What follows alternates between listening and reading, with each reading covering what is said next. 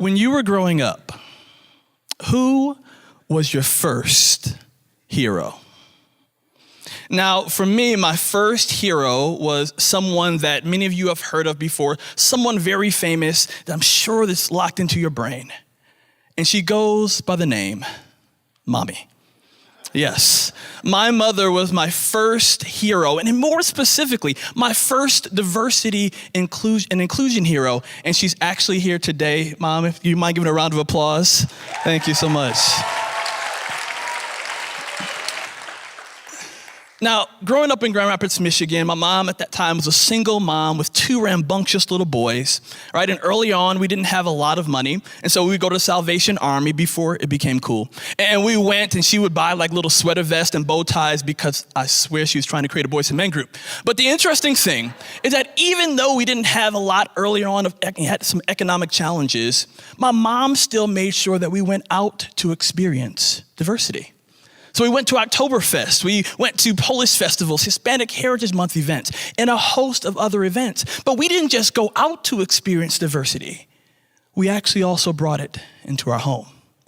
And we had exchange students from France and Japan and from Brazil and 2 from Germany. And I remember asking my mom, as I started working on my book, The Inclusive Mindset, and started asking Mom, where in the world did you get this perspective? See, my mom was one of the first Black female air traffic controllers in the Air Force. And she shared that there would be times where she was stationed in Japan for 2 years, that there were some soldiers in that same time frame, in that 2 years, that never left base. And she said, Justin, I never wanted you and your brother to grow up and never leave your home base, to experience the world and beauty around you. And I started thinking about all the things that my mom taught me and all the things that I learned. And she actually inspired me in 20 years of work, of diversity and equity and inclusion work, and 10 years of speaking and consulting with organizations. And I started trying to really hone in on this growth-focused, heart-based approach to diversity and inclusion. And I realized my mindset came from my mom. Who was your first hero? And as I think about all the things that my mom taught me and that I learned along this journey, I realized that I've made a lot of mistakes. I've made a lot of assumptions about people. Right? I've made a mess of this thing called diversity and inclusion. And I want to let you know that you are not alone. And even though I've made a mess and mistakes, I'm still learning, I'm still growing, and I'm still making progress. And today, I want to help you to make meaningful progress, to not make so many assumptions about people, but to embrace and experience the beauty of the world around you. But what are assumptions anyway? Well, assumptions can be defined as unexamined beliefs.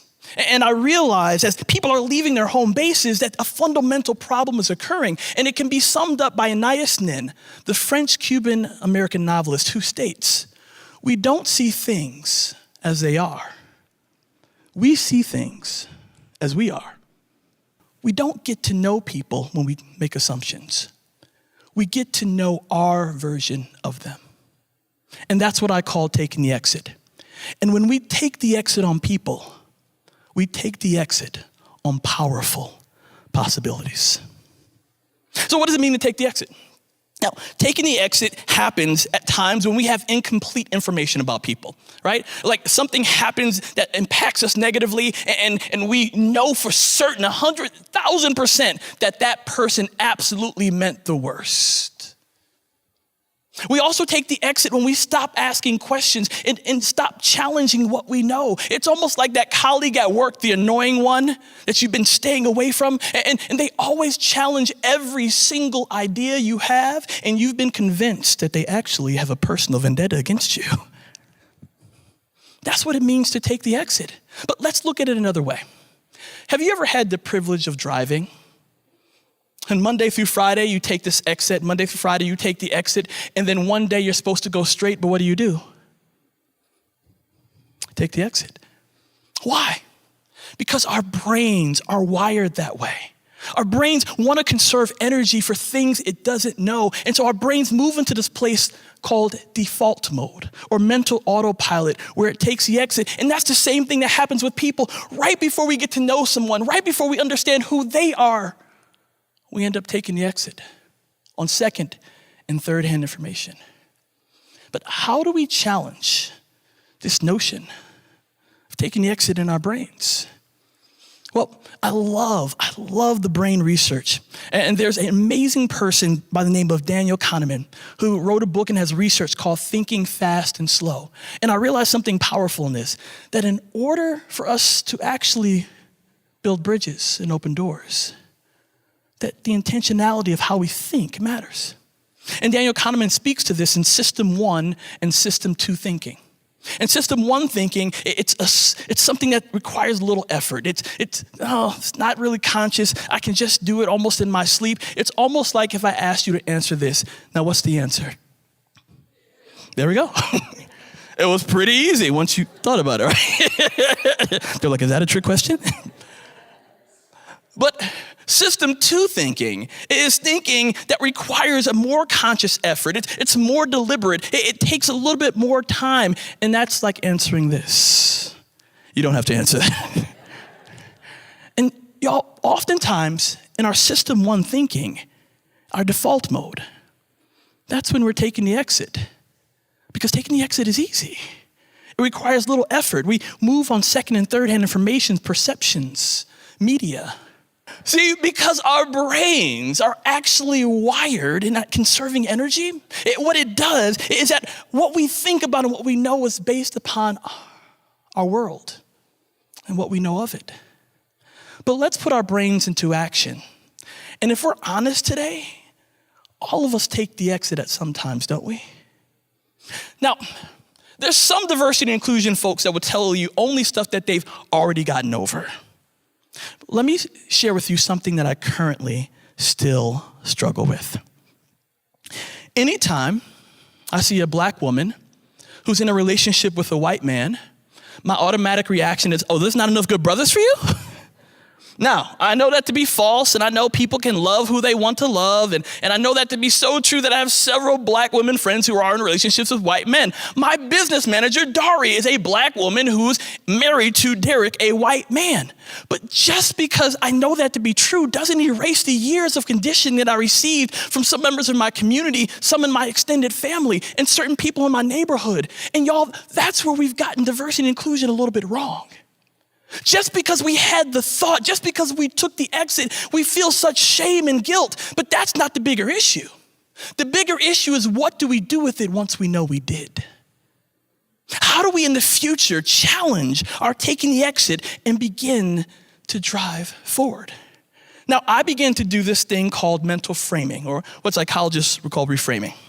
And I start becoming the romance novelist of all times. So I see a black woman, white man, and my automatic reaction, conditioned response comes in, oh, there's not enough good brothers for you?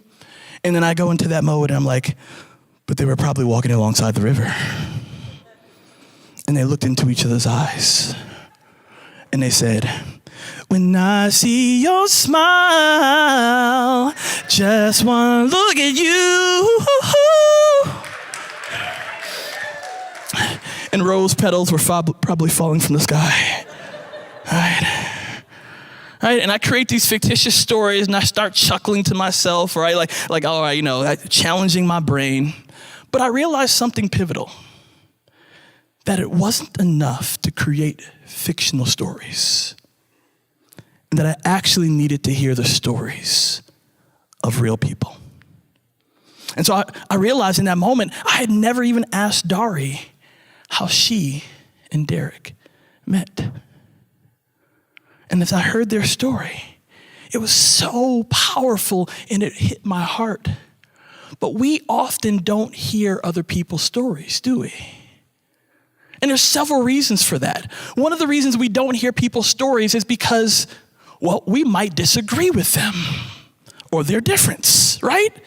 And that is another place where I feel like we've diverted in diversity and inclusion, where we've made it a kumbaya experience where we sing, kumbaya, diversity, where it's a hand-holding exercise, but that's not real diversity.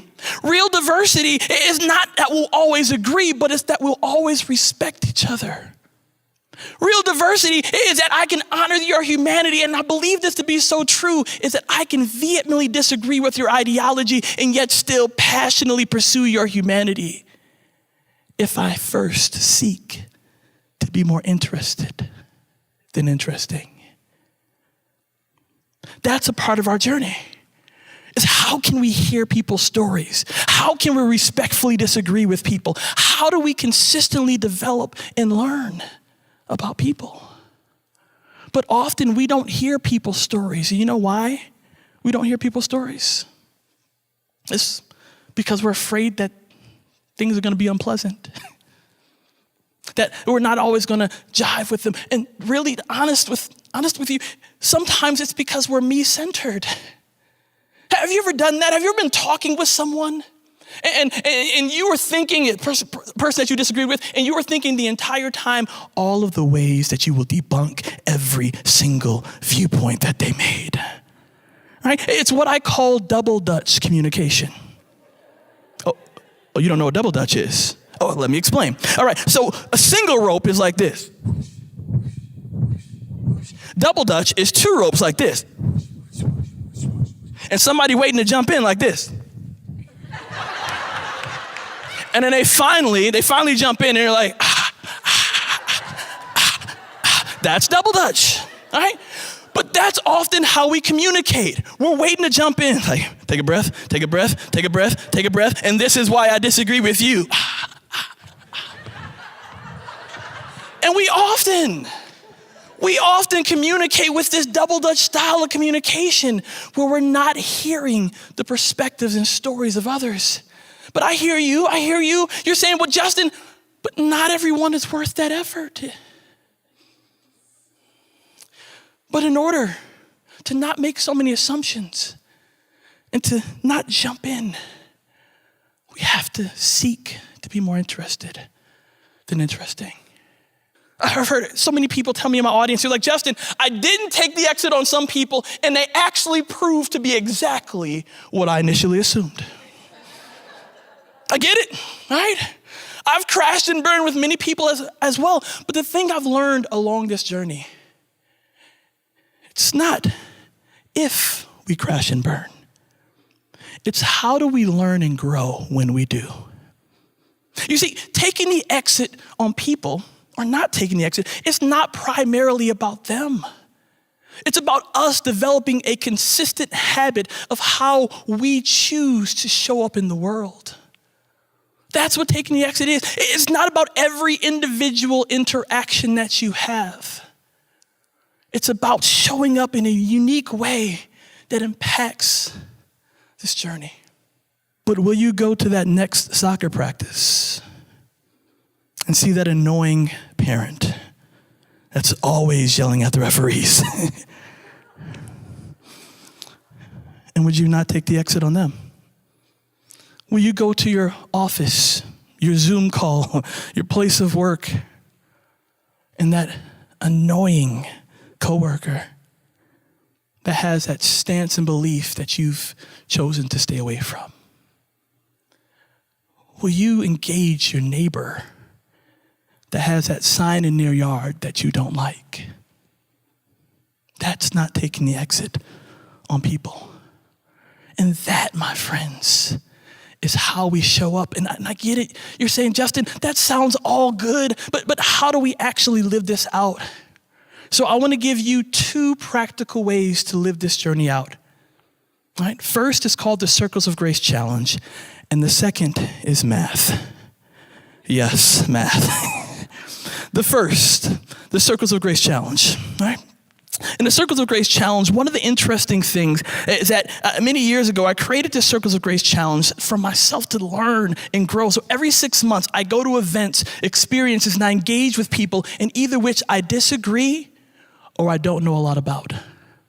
And I go asking two questions. First, what can I learn about these events, experiences, and our people? And second, what can I learn about myself? And in my own journey, I realized that just because we take a Circles of Grace challenge doesn't mean that we'll always agree with what we learn. I've left many experiences not agreeing, but I always learn something new about them and myself. Now, some of you may say, Justin, not taking an exit on every person would be overwhelming. And I agree. We can't not take the exit on every person. And that's why I created this mathematical formula to help you. And this mathematical formula simply is this. And this is the only math you'll have to do again in this presentation. And it's a formula called 1 MC/W, which stands for one meaningful connection per week. What if you built into your calendar, even if just 15 to 20 minutes, time where you would have a meaningful connection with someone in your neighborhood, in your business, in your educational institution, and you learned about them. You had meaningful conversation. You learned about them. You asked them about them. You sought to be more interested and not interesting. Now, some of you, I heard, you're like, one meaningful connection per week, that's a lot. Well, let's flip the W upside down. One meaningful connection per month. Because this focus is all about progress and not perfection. So will you choose to not take the exit on others? Will you choose to symbolically ride along and learn about others, hear their stories, ask them about them? Then, and only then, I believe this place, this world, will be a place that my mother envisioned. A place where we don't have to take so many assumptions about people, where we can leave our home bases and engage the beauty of the world around us. A place I'd be happy to leave to my amazing children, Lydia and Peter. Daddy loves you, whoever you are. A place where the next generation isn't defined by their divisiveness, but rather by the deliberate depth of the relationships. So I hope that as you enter the highway of humanity, that you wouldn't take the exit on people. And instead, you drive forward towards some really amazing humans. And who knows? You might look up and notice some people looking at you as a really dope hero.